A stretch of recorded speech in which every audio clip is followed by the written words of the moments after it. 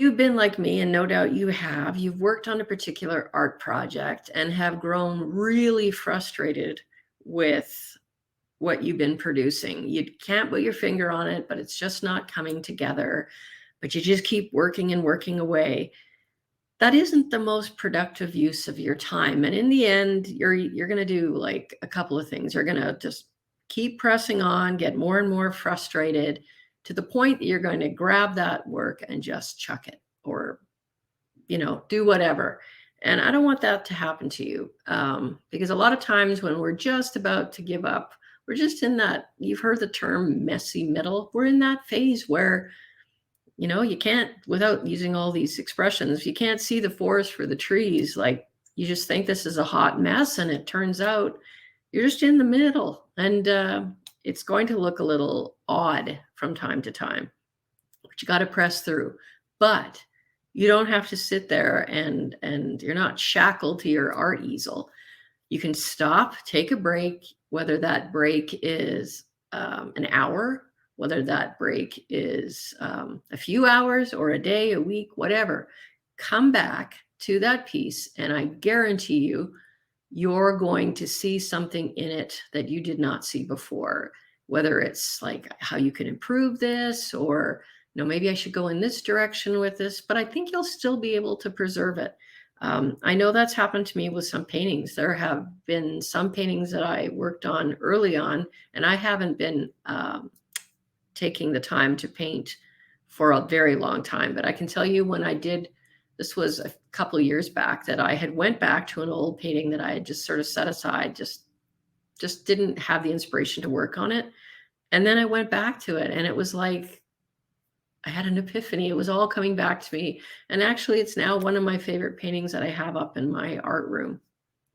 So having that mental break is good, but physically you need that break as well. I know that sometimes in drawing, you can be so immersed in your sketch that, you got your shoulders kind of hunched in and you're like zeroing in on the drawing. Well, if you're doing that for any length of time, it's going to take its toll on your back and your neck.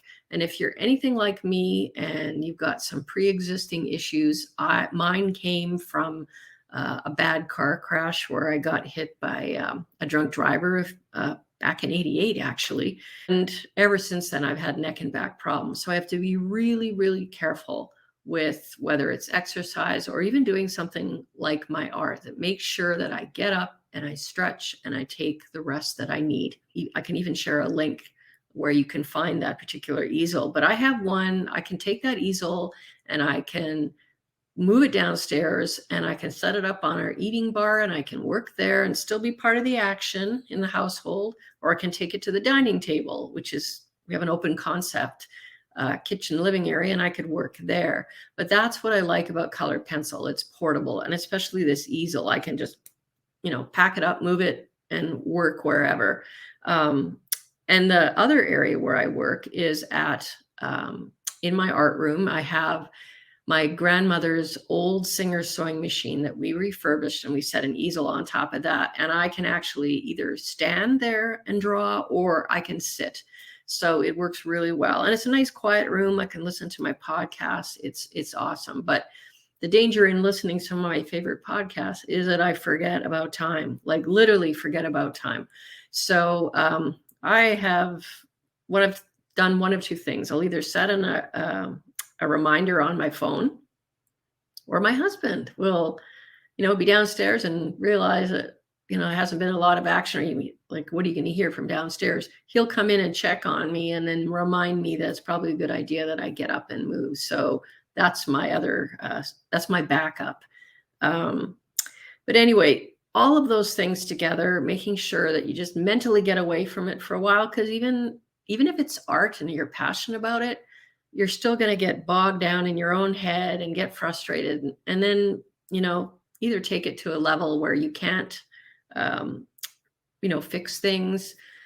It's just not a good scene. So do take those mental breaks, do take those physical breaks. And I guarantee you, you're going to be a lot happier with the result. And you're not going to detract from the whole reason you're doing this in the first place. And that is to get some joy out of it. So I hope you take that advice and listen to it. And I'll have to remind myself to do the same. Take breaks. We're weird, aren't we? As humans, we know what's good for us, but sometimes we need those reminders to know what kind of a art setup you have. If you too have problems with your neck and back, and how you've worked around that to make sure that the experience is as pleasurable as possible. Till next time, happy creating, and let's make the world a beautiful place together, shall we? Have a good one.